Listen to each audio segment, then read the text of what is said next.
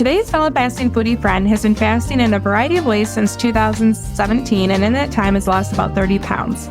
She is a 35-year-old registered nurse in New York and has a passion for sharing intermittent fasting with others. Today's guest is Sana Hudson. Welcome, Sana. Hey, Jackie. There. I love to start with asking, are you currently fasting right now? I am. I'm almost 18 hours in. I am too. I'm actually, my watch tells me I have one more minute to hit 18 hours. So is that right? We must be on the same schedule today. Must be. Do you have any fun eating window plans for the day? I don't know. I've been having a hankering for barbecue for some reason. I love brisket.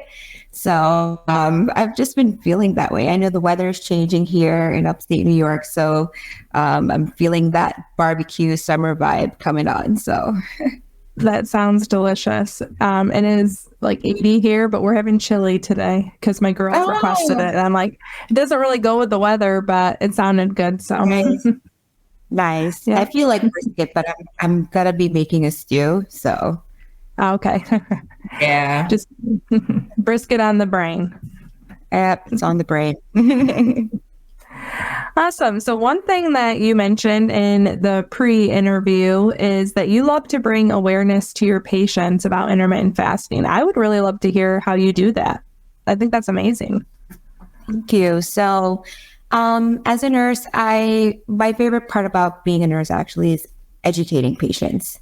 It's not the hands-on type stuff, which I don't actually do much anymore. I am a case manager and, focus on educating patients on disease management, complex case management, disease processes that they're facing. And a lot of times I find that many are just not educated on the out there. The way medicine is now, doctors just don't have the time. They don't have the time to sit down and educate their patient on the dietary changes that can be made. And intermittent fasting is one of those things that you can slowly creep into. You don't have to be hit over the head with it. It's a friendly change that I feel like a lot of patients can make without it feeling overwhelming. So, for instance, a patient that's diabetic, they might not be ready to have 50 grams of carbs per day, but they eat within an 8-hour eating window or a 6-hour eating window, and that's a lot more doable for them. And they can get into ketosis just by fasting. So, it's a start. I love that. I think that's a great way to phrase it, that fasting is a very friendly start, because I do think it removes all the other barriers of restriction. And it's like, oh, well, if I can do what I want in this time frame, it allows you to feel the freedom. Absolutely. And do you find that your patients tend to be pretty receptive to those suggestions? They do. They are very receptive. They come back with questions and they can't believe how easy it is. Fasting, that is.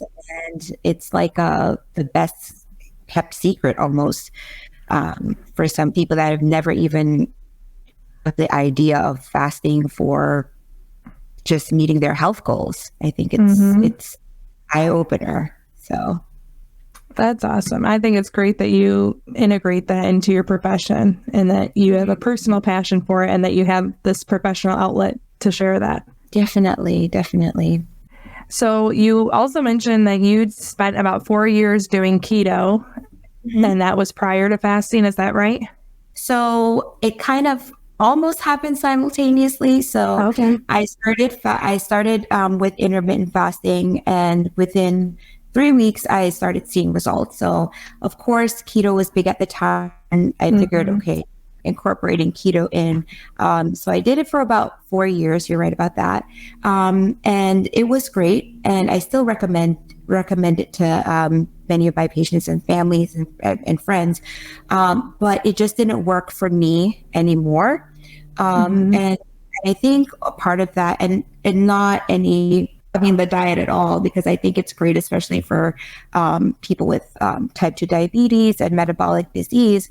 But I found that I kept lowering my carbs. Like I lowered it to the point where I was almost ketovore-ish or carnivore-ish. And it was just too low for me. I think my liver was working way too hard because ketones are expensive to make, right? It's a lot, the metabolic process of making ketones. It's more taxing on the body. And I know that if I had incorporated carbs in or cycled carbs in, I probably would have had a more favorable result. And yeah, so I think even this whole idea of metabolic flexibility, it's kind of like a buzzword even in that space. And many are finding that, of course, unless if you have, autoimmune disease or, something specific that you actually really need your carbs to get low, many find that cycling in their carbs periodically, whether on a weekly basis, bi-weekly basis, it actually helps them long term. And it also helps the body to just kind of take a break. That's awesome. And I'm not the science gal that can help people with all of that, but I did a trial of keto and I found that I felt really good on it, and I can see why people are drawn to it, but it was hard for me to sustain. But there are definitely days where I feel like low carb, I just gravitate towards that. And then there are days that I'm definitely very carb heavy. Yeah. But it's something that is like, you want to get there. You want to be able to flip that metabolic switch where you don't need to have food to have the fuel. Right. And to your point, I do still feel good on low carb, just not as low as I was before. So like when I approach a meal, I always like to think, okay, what's my protein source? What's my fat source in the meal? And then I add carbs appropriately. But then there are other days when I just, want to have fun and just eat whatever I want to eat. And, intermittent fasting allows for that. I don't feel guilty.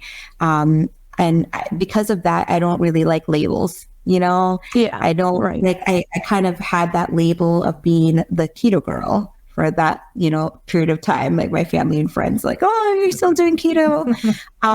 So I kind of try to detach myself from labels because our bodies change, what might be appropriate in one season of our lives or not is not appropriate in another season. So I know that for right now, I like meat eater. So, prioritizing protein, that's another buzz term. But for me, it works because it's something I actually enjoy and you find satisfaction. So that's awesome. Do you find that you get most of your protein from meat sources? Do you have any favorite non-meat proteins? We're not big meat eaters here, so I'm always looking for ideas. That's okay. I would say yes. I do get it mostly from meat sources. Other ways that I kind of sneak protein in would be like if I have oatmeal, I add protein powder to the oatmeal. It tastes better. That's a good idea. That's a good idea. Yeah. So like 30 grams of protein, just by adding like a scoop of vanilla protein powder. And like I probably add peanut butter to that too. Yeah. Now I'm hungry for oatmeal. Yeah. What's funny about oatmeal? That was a food that I never gave thought to. And then I had my first daughter and they brought me the hospital menu. And for some reason I was like oatmeal, and like postpartum with her and nursing, for some reason I was like oatmeal crazed. I don't know why. And I haven't had it since, and she's 13, but that sounds really good. So what are your favorite ways to open your eating window now? It varies from day to day. So I do like to eat nuts. I love walnuts. I love cashews. I find just having like a handful of nuts to open my window and maybe like a yogurt. If I'm doing 2 meals a day, the first meal it's more like a snacky plate almost. It's not like a So, so it's more like maybe some cheese or some nuts or Greek yogurt or something like that. This video is sponsored by Element. Did you know that each stick pack of Element delivers a meaningful dose of electrolytes? That's 1,000 milligrams sodium, 200 milligrams potassium, and 60 milligrams magnesium. It does all of that free of sugar, dodgy ingredients, artificial colors. Element is designed to be only the items that you need without those extra ingredients, which means it fits a lot of lifestyles and a lot of different diets. Right now, Element is offering my listeners a free sample pack with any order. That's 8 single-serve packets free with any Element order. This is a great way to try all 8 flavors or share Element with a salty friend. Get yours at drinkelement.com/fastingfoodie. This deal is available only through my link. You must go to drinklmnt.com/fastingfoodie. Thank you so much to Element for sponsoring this video. How do you, mentioning that if it's a 2 meal a day, or how do you determine what your day is going to be and what is kind of your schedule? So I don't really have a set schedule, and that's what I love about fasting. Like no 2 days are the same. So right now I'm in the office, but in a few weeks we will be working from home, which I'm so excited about. So I feel like my fasting windows will, my eating windows will kind of change in that way. Especially being home and knowing that I can just have homemade food. Sometimes I'm out, I'm in the office, and the thing to do is just to go down the street and get something to eat, or but now that I'm going to be home, I probably would want to just bust through work, and I feel like I just feel like I'd probably be having more OMAD days being home.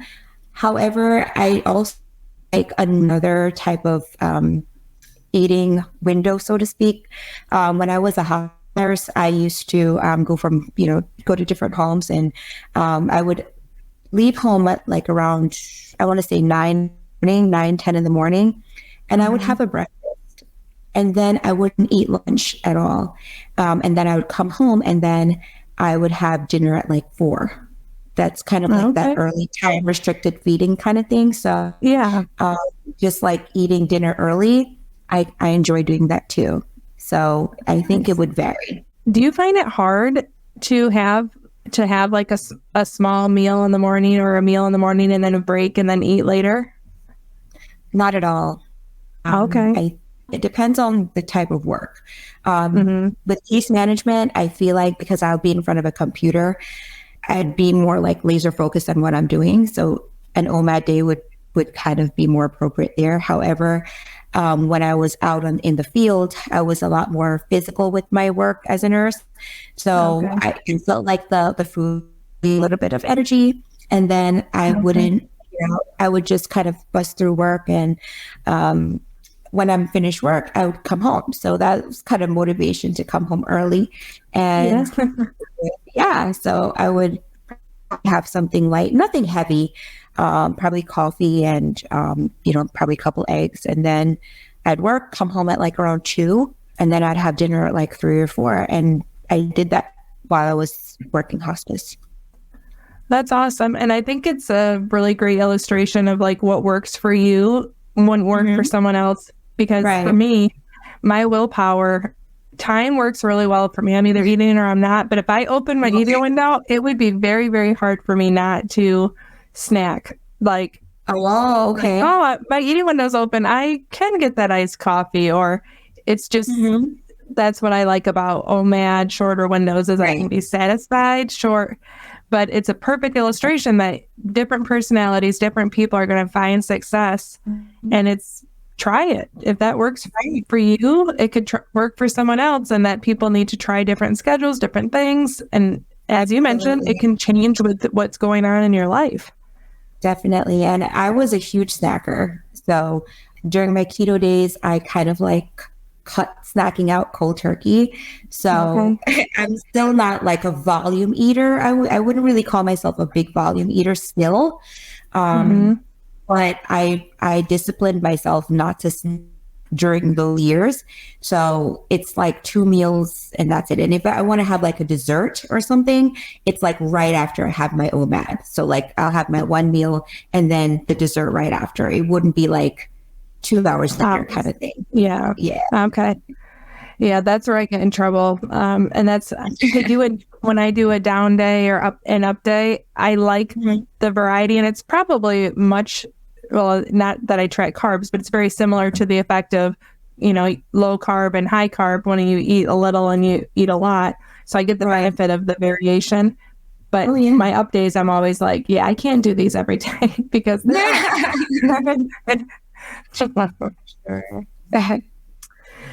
you have any favorite ways to close your eating window? Any staples? I feel like when I have coffee in the evening, I can't have anything else to eat. So that's a good way to close it. Nice. And then so I'll have that with like dark chocolate and peanut butter. I love that. So, yeah. Do you get any negativity in your professional life from those that know that you're fasting? I'm very curious from a medical perspective if you run into objection. I would say from more of like the old school, I don't want to say older because I mean there are people that are older and they're open. Yeah. But just kind of more from the old school way of thinking, having, you have to eat 6 meals a day. You do, if you don't, eat every 2 hours, your metabolism is going to be a wreck. And so it's hard to really convince those people sometimes to convince people. But I feel like a lot of what's lacking is education. And that's why I like the education piece, because, a lot of people fear what they don't know. And so sometimes enlightening them about something, and fasting is no exception. They'd say, I thought about it that way. I might try this because they've been doing the 6 meals a day. They've been doing the calorie counting, which I absolutely hate, by the way. And it's working for them. So they're willing to try. But I want to say more so than not, people in my life have been supportive. So that's awesome.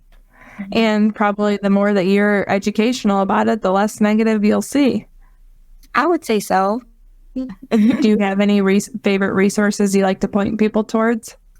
I think the whole sciencey aspect of it. I don't even love the sciencey aspect of it, and I'm a nurse. I like for people to hear from other real people. So funny enough, I tend to point people to YouTube a lot. I do. That's awesome. And do that because it's going back to it being friendly, it being inviting. People need to know that it's not scary. Fasting is not scary, and everyday people do it all the time. So and I always say, like, you hear fasting and you think it's a prison sentence almost. Like, you want me to not eat? How long? And it sounds so restrictive. But that's exactly what made me feel compelled to share is once I realized how awesome it really was for someone like me that anytime I restrict, I go overboard then. And it becomes all consuming. I'm like, people need to see that if someone like me can find success with fasting, that it's not as awful as it seems, And I do think, as you said, the friendly approach is what makes it sustainable. Definitely. And you can take it as far as you want. You can learn to fast and keep, adding notches to the health belt. You can eliminate processed foods or sugar or whatever you want to do eventually, but learning to fast can be a platform to build off of. Exactly. It's a great foundation. And like you said, for me, I like to look at things kind of like, I don't like this all or kind of thing. And that's what kind of the mentality that I was when I was in keto. And now that I'm on this fasting lifestyle, it is a lot easier for me to have less processed foods for the basis of my diet, which is my goal, because I just feel better. But then, it's okay if I go out to eat or if I have something that's, not in my everyday. I don't feel like I'm doing something bad. So exactly. Yeah. Yep. And that's what I think is wonderful about people like you, people like me sharing is removing that barrier, removing the shame. And a lot of times people think, I share the what I eat in a day. I'm not saying, Sana, this is how you should eat. I'm just saying I can live my life and still go out to ice cream with my family or do XYZ and still enjoy fasting. Right. And I think people forget that during the time period that you're fasting, your blood sugar levels are very much regulated, So versus someone that's eating from the time they wake up till the time they go to bed, no matter how healthy they're eating, their blood sugar levels are never at, a balance. So speaking of blood sugar, I've enjoyed seeing your tests on Instagram. You've been sharing different tests. Yeah. How long have you been testing and playing around with that? Well, I've been doing that, I want to say, for about a month or so, a little bit over a month. I did a clean fast April. So I want to talk about that a bit. So I was no to fasting even before intermittent fasting.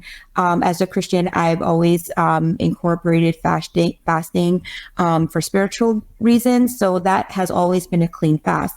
But with intermittent fasting, especially in my keto days, I would have bulletproof coffee. I would have coffee with heavy whipping cream. And my coffee has changed over the years. I started out with like butter and MCT oil that and then I had like stevia in it. Now I can't stand sweet coffee. I have to just have it with heavy cream. So I figured, okay, let me do this clean fast April and see how it would go. It wasn't bad. I'm still not a huge fan of black coffee because I like dark roast coffee, and that's just too harsh for me when it's black. But I find that if the coffee is a lot milder, if it's like a very light roast, I can enjoy it black. I do have an espresso machine, so I was playing around with the different pods, and I did find a pod that really went well black. So I feel like when I have the coffee in the afternoon with cream and then I have it black the next day, it messes with my palate a little bit. And yeah, but I did find that when I tested the black coffee, my blood sugar only increased by like a couple points, so like 4 or 5 points. With tea, which is my preference anyway. Like if I were to clean fast, I would much rather like black tea or green tea or something like that, because I was a tea drinker before I was a coffee drinker.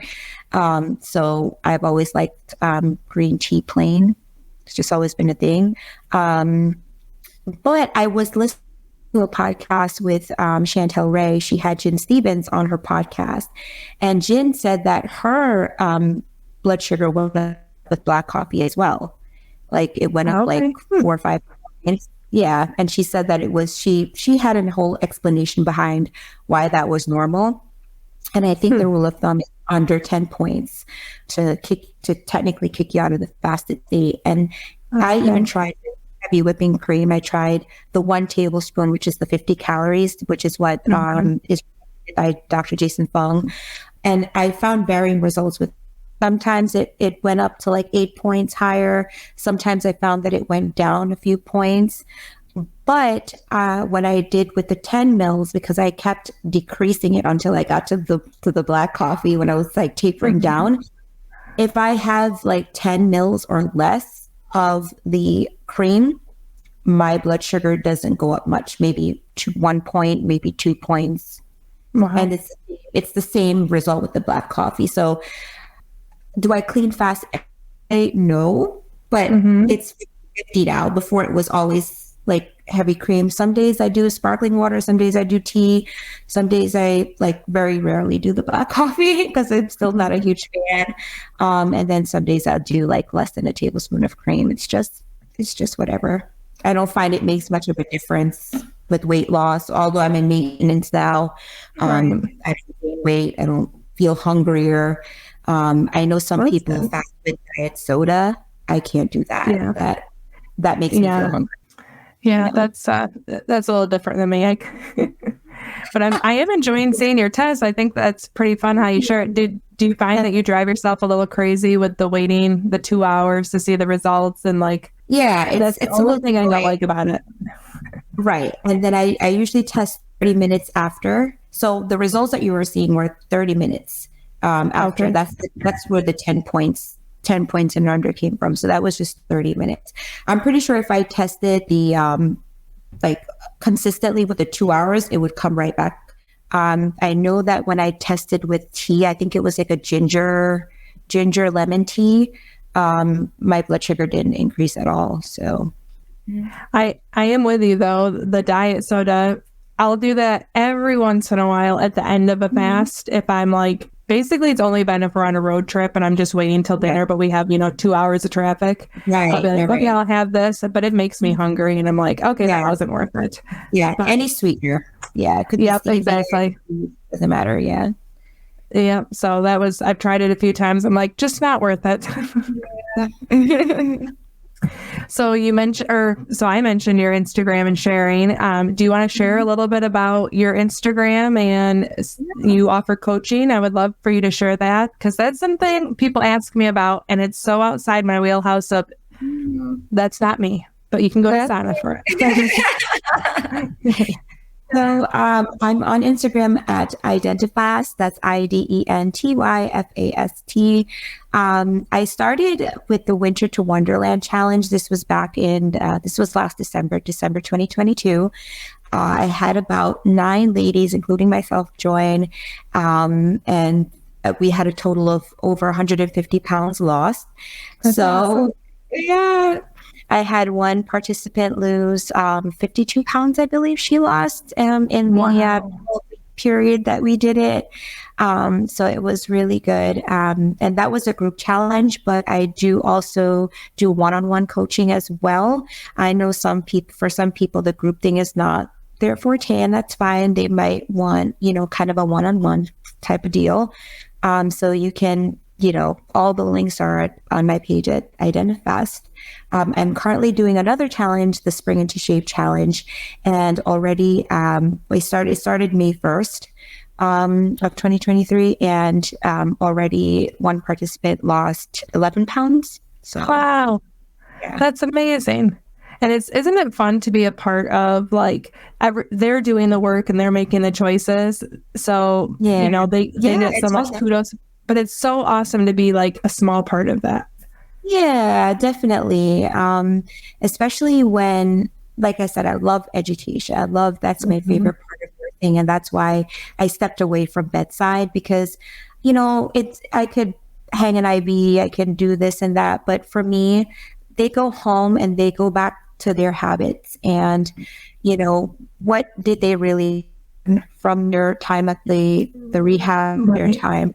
Yeah. So I think that piece is more important in my for long-term health. So that's always something near and dear to me. And that's what I really love about coaching. Started off with my family and friends. It ventured off. So that's amazing. So this will probably, we're talking in late spring, and this will probably come out in the winter time. So people I'll have a link in the show notes where they can follow you, and you might have a new challenge coming out at that point. Yes. Yeah. I want to do Winter to Wonderland 2.0. So perfect. Awesome. Well, are you ready to move into my favorite part, the fast food round? The fun questions. They always make me laugh asking these because I never know what someone's going to say. What is your absolute favorite drink? Coffee. Although, and coffee is your favorite, but you only have one cup? You are disciplined. I have one cup in the morning and during my, when I'm fasting. But then sometimes, on occasion, not every night, sometimes I might have another cup after dinner, like if I'm feeling for something warm, and then I'll have that with the chocolate. So, is your love of coffee, is it very comforting to you? Is that one of the reasons you love it? It is. It is comforting. Yeah. Yeah, I feel like I used to, when I worked, people would be like, oh, you always have your coffee mug. I'm like, it's emotional support. Yes. I love it. Yes. What is your favorite food? I thought I didn't have a favorite food, but going back to the barbecue from the start of I feel like I could be in the mood for barbecue at any given time. The baked beans, mac and cheese, full picnic vibe. Yeah. Oh, yeah. That. So it's funny you said, I don't think of New York as being like a barbecue place. Do they have big barbecue going on there? It's not all the time. Like New York isn't known for barbecuing, I would say. But anything grilled, I'm Jamaican, so I love jerk chicken. I love jerk pork. I love, anything like on the grill. Like that's just so like it's close to home. Yes. Jerked meat. I don't even know if that's the right way to say that, but I love jerk seasoning. It's so good. Yeah. I should have been Jamaican. What's the weirdest food combination that you love? Going back to the 90% dark chocolate, it's not for everyone, but it tastes so good with peanut butter because you have this rich, dark, kind of bitter-ish with the sweet. I think it's a perfect combination. And it's good for most. I've become very sweet sensitive, from my time with keto. So like when I do have sweets, it has to be in like smaller portions. Like I can't just have like a full on, just like I can't go ham with sweets. Yeah, my taste buds kind of changed. So wow, yeah, 90%. That's pretty dark. It is. Does pineapple belong on pizza? It does not, Jackie. I'm sorry to tell you, but it does not. My son would agree with you that it does, but and so when we have like pizza night, like Thursdays are usually when I get pizza. We usually have one night of the week where I grab pizza. And so I'm like, okay, the pizza, pineapple, but not meat.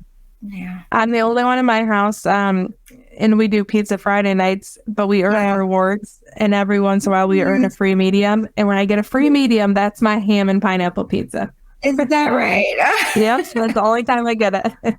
You're allowed, I guess. You're allowed. To each their own, right? Right. So what's a food that most people love but you dislike? Shredded coconut. So I do like that. I can't, like, I know in I don't. And the thing is, I like coconut milk. Like, coconut milk. Yeah. I don't, it's so weird with me with coconut. It's very nuanced. I don't like coconut water, which is weird. For someone from the islands, the coconut is such a huge deal, but I don't like coconut water. I don't like shredded coconut in desserts. It's just not for me. Wow. Yeah. I didn't even think of that with the island. That probably is in lots of desserts. That's too bad. Tons of desserts, but sorry. Okay. If you had a chance to make the perfect last meal, what would it be? I think anything decadent, anything like ooey gooey and cheesy, like yummy. Yeah. Just comfort food. Pasta, think mac and cheese, think anything creamy. That's definitely me. I love that. Even though I'm a big meat eater, when I indulgence and I think that I'm going to indulge in something, I think comfort food, and that tends to be something carby. So. Yummy. That sounds good. Have you ever heard of the like mac and cheese? I'm thinking of like a particular TikTok I've seen before, but it's like a mac and cheese cart, and you can get like brisket on top, and then they swirl it with the barbecue sauce. Oh wow, that would be right up my alley. Because I know I'm like I need to find that food cart someday. Oh wow, mac and cheese bar. Well, awesome. Well, thanks for doing the fast food round. Yes, it was fun. Is there anything that we didn't cover that you want to cover before we say our goodbyes? I mean, I just love to bring awareness about this lifestyle. It's friendly for most. It's something that's acceptable, and it's something that really helps to cure disease, literally. And I just love to be a part of that. So, and this is something that I see incorporating for many years to come. So that's awesome. I hope your Instagram continues to grow, and I can see that you have such a passion, and I think that you are a perfect coach. We've talked in the past, and I remember saying to you, you seem like you'd be a great coach. And you said, I am a coach. And I didn't even know it, but it seems very natural to you, given your profession and your demeanor. I see it. So thank you so much. Yeah. For my help. And thank you for joining. I've really enjoyed talking with you. You as well, Jackie. Take care. See ya.